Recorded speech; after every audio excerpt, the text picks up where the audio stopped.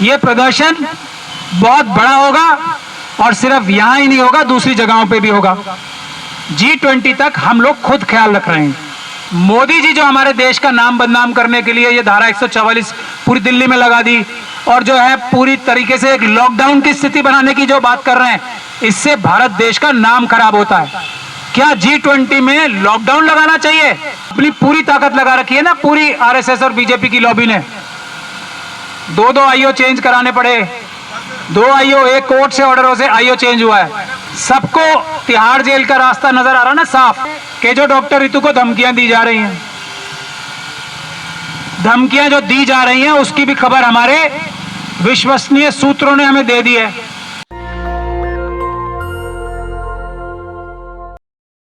हौसले सबके बुलंद हैं, हौसले बावजूद इसके बुलंद हैं कि 4 दिन के बाद आज हमारे लोग गए थे प्रॉक्टर साहिबा के पास, प्रॉक्टर साहिबा से बात करने कि भाई इतनी धूप में बैठे हैं ये लोग, थोड़ा सा तिरपाल लगा लें ऊपर। मेरे ख्याल से तो उन्हें जाना नहीं चाहिए था, वहां लगा लेनी चाहिए थी, लेकिन हमारे लोग तो हर चीज कानून, संविधान, सिस्टम के हिसाब से करते हैं ना। कोई भी काम ऐसा करते ही नहीं जो 1 इंच भी कानून और संविधान के उधर उधर हो। हालांकि इसमें कोई कानून टूट नहीं रहा था अगर वो तिरपाल यहां बांध लेंगे तो। लेकिन देखिए, हर जगह से मनुवादी मानसिकता आरएसएस और बीजेपी की फूट फूट के निकलती है। हमारे पड़ोस में एक आंदोलन चल रहा था, उसमें बाकायदा तिरपाल नहीं सिर्फ जो पेड़ पे बांधी जाएगी, पूरा टेंट लगा हुआ था। तो इन लोगों ने भी कोशिश की, यही जातिवादी मानसिकता तो है जिसके खिलाफ लड़ाई हो रही है। तो क्या बोला कि तुम लोगों के लिए ये अलाउड नहीं है, और हमारा नुकसान ये हमारे बेचारे पड़ोसियों को भी हो गया जो इतने दिन से उनका टेंट लगा था वो भी उखाड़ दिया, सिर्फ इसलिए कि डॉक्टर रितु के साथ जो लोग यहाँ बैठे हैं वो धूप में बैठे, परेशान हो, बीमार हो, वो थक जाएं, लेकिन उन्हें शायद पता नहीं कि हम लोग बाबा साहब डॉक्टर भीमराव अंबेडकर के समर्थक हैं, उनके फॉलोअर्स हैं, अंबेडकराइट हैं, अंबेडकरवादी हैं।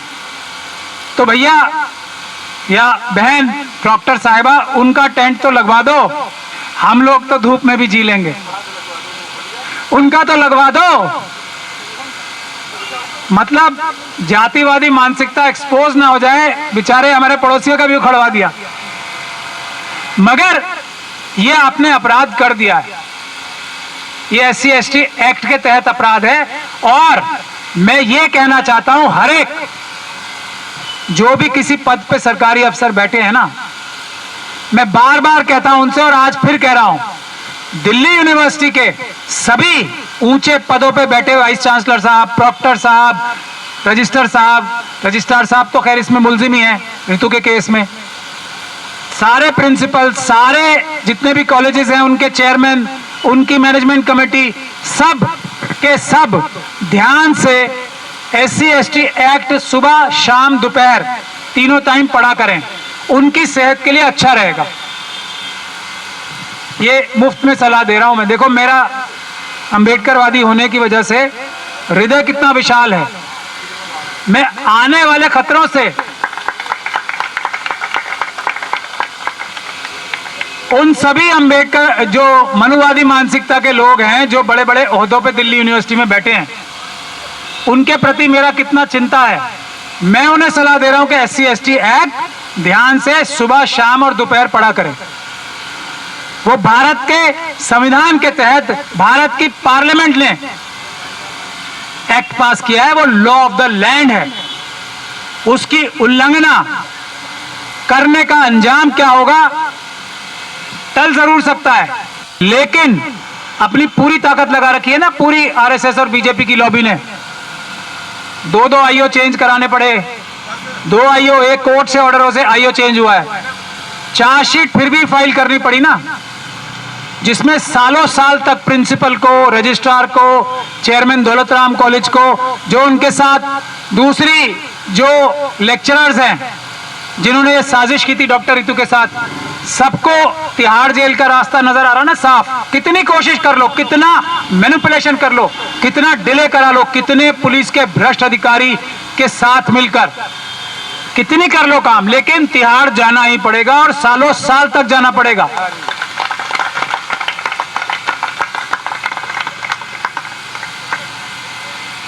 हाँ, एक रास्ता है बचने का भी। देखो, मैं डॉक्टर रितु के केस में भी बचने का रास्ता बता रहा हूं। जो लोग इसमें मुलजिम हैं, एक होता है वादा माफ गवाह, उसको भी पढ़ो, सीआरपीसी में लिखा 306 धारा है। अगर सच बोलने लगोगे, ये सारे मुलजिमों जिनके मैंने नाम लिए ना, रजिस्ट्रार साहब, प्रिंसिपल साहिबा तो मुख्य अपराधी हैं, लेकिन जो उनके साथ लोग हैं, अगर वो ऐसा रास्ता इख्तियार करें कि ये बताएं कि हाँ, हम इस केस में इन्वेस्टिगेशन की सच ढूंढने में मदद करेंगे, हम भी मुलजिम हैं, तो उनको माफी मिल जाती है। तो ये जो लेक्चरर्स हैं ना सारी, जिनके नाम चार्जशीट में आ रहे हैं, और रजिस्ट्रार साहब हैं, और दूसरे यूनिवर्सिटी के अधिकारी हैं जिन्होंने झूठे झूठे रिपोर्ट्स बना के एससी कमीशन में भेजे थे, जिन्होंने झूठी रिपोर्ट बना के parliamentary committee, SC ST parliamentary committee में भेजी थी, उनके पास अभी भी मौका है। तो ये तो हो गई एक बात। दूसरी बात यह है कि जितने भी अधिकारी हैं, प्रिंसिपल हैं, मैंने अभी बताया उनकी लिस्ट दिल्ली यूनिवर्सिटी में, वो सबके सब एससी एसटी एक्ट पढ़ा करें और उसकी खिलाफत करके कोई काम ना करें किसी भी शेड्यूल कास्ट और शेड्यूल ट्राइब के व्यक्ति के साथ, चाहे वो स्टूडेंट हो, सफाई कर्मचारी हो, दूसरा कर्मचारी हो, या लेक्चरर हो, टीचिंग स्टाफ का हो, लेबोरेटरी स्टाफ का हो, चौकीदार हो। अगर वो एससी एसटी कम्युनिटी से आता है तो विशेष रूप से ध्यान रखें, क्योंकि भारत का सुप्रीम कोर्ट, भारत की पार्लियामेंट ये चाहती है कि उनके साथ बराबरी का दर्जा दिया जाए, उनके साथ कोई अन्याय ना हो। अगर करोगे तो तिहाड़ जेल के रास्ते इतने लंबे हैं, बाहर निकलने के, अंदर जाने का बहुत छोटा है। अंदर जाओगे, बाहर निकलने में सालों साल लग जाएंगे। सारा जो ये मानसिकता आपके दिमाग में भरी हुई है ना, सब निकल जाएगी। मैं आपको मुफ्त में सलाह दे रहा हूं, क्योंकि अब समाज जाग चुका है। डॉक्टर रितु का केस अकेला केस नहीं है, इसके बाद अभी दर्जनों सैकड़ों केस होने हैं। हमारे पास कंप्लेंट्स आ रही हैं। कुछ ही समय जा रहा है, अभी भी सुधर जाओ, अभी भी संविधान के रास्ते पे काम करने लगो, अभी भी इंसाफ बराबरी के रास्ते पे काम करने लगो, अभी भी एससी एसटी एक्ट की उल्लंघना मत करो। ये हो गई एक बात। दूसरी बात, अब ये डॉक्टर रितु और इनके साथियों के ऊपर है, ये टेंट ना लगाने देने की एफआईआर कराना चाहते हैं या नहीं कराना चाहते, ये इनके ऊपर है, मैं इनके विवेक पे छोड़ता हूं। दूसरी बात यह है कि जो डॉक्टर रितु को धमकियां दी जा रही हैं, धमकियां जो दी जा रही हैं उसकी भी खबर हमारे विश्वसनीय सूत्रों ने हमें दे दी है। तो एसएचओ साहब की जिम्मेदारी है, क्योंकि एसएचओ साहब को ये ओरली कंप्लेंट डॉक्टर रितु दे चुकी हैं। धारा 4 है एससी एसटी एक्ट की, वो मैं नम्र निवेदन करूंगा डीसीपी साहब से भी और एसएचओ साहब से भी, पढ़ लें जरा एक बार, फिर पढ़ लें। ये जो ओरल कंप्लेंट है उसकी अब 24 घंटे से ज्यादा गुजर गए, उसको अभी तक वो एफआईआर में कन्वर्ट नहीं हुई है। धारा 4 एक्टिव हो चुकी है। तो मेरा करबद्ध निवेदन है कि आप लोग भारत के संविधान के हिसाब से जो पब्लिक सर्वेंट होते हैं, वो संविधान और कानून के हिसाब से काम करने के लिए बाध्य होते हैं। जैसे ही संविधान और कानून के रास्ते से हटते हैं, वो एक आम अपराधी बन जाते हैं। तो आप कृपया एससी एसटी एक्ट का उल्लंघन ना करें, उसकी एफआईआर दर्ज करके डॉक्टर रितु की सुरक्षा का पुख्ता इंतजाम करें, ऐसा मैं करबद्ध निवेदन कर रहा हूं आपसे। दूसरी बात यह है जो बतानी महत्वपूर्ण है, हम लोगों ने, क्योंकि देखिए G20 चल रहा है, G20 भारत देश की जनता होस्ट है उसकी, हम सब जो नागरिक हैं वो होस्ट हैं उनके। प्रधानमंत्री हमारे क्योंकि जनता के नौकर हैं और एक उनको 5 साल के लिए नौकरी दी गई है, उस हैसियत से, और हमारे दूसरे जो मंत्री हैं हमारे नौकरों की हैसियत से वो हमारी नुमाइंदगी कर रहे हैं, यानी कि हमें रिप्रेजेंट कर रहे हैं। भारत देश की बाय रोटेशन G20 की अध्यक्षता जो आई है, उसको सजा के रखना, उसको संवार के रखना, अपने मेहमानों की खिदमत ठीक से करना, ये जिम्मेदारी हमारी है। इसीलिए हमने यहाँ ये जो प्रदर्शन है इसकी संख्या बहुत कम रखी है। जैसे ही G20 खत्म होगा ये प्रदर्शन बहुत बड़ा होगा और सिर्फ यहां ही नहीं होगा, दूसरी जगहों पे भी होगा। G20 तक हम लोग खुद ख्याल रख रहे हैं। दूसरी एक आध बात जरूरी है समझने की कि G20 तक पोस्टपोन भी हो सकता है, रास्ता है 12 तारीख से तो फिर लगेगा ही लगेगा।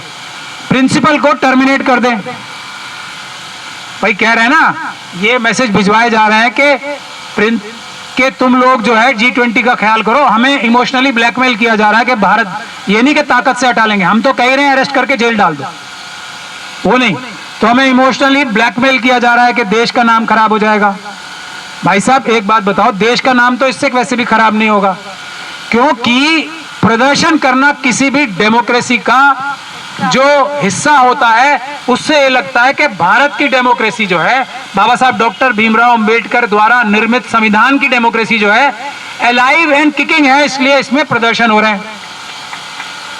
एक तो हम ये अपना फर्ज निभा रहे हैं, मोदी जी जो हमारे देश का नाम बदनाम करने के लिए ये धारा 144 पूरी दिल्ली में लगा दी और जो है पूरी तरीके से एक लॉकडाउन की स्थिति बनाने की जो बात कर रहे हैं, इससे भारत देश का नाम खराब होता है। क्या G20 में लॉकडाउन लगाना चाहिए?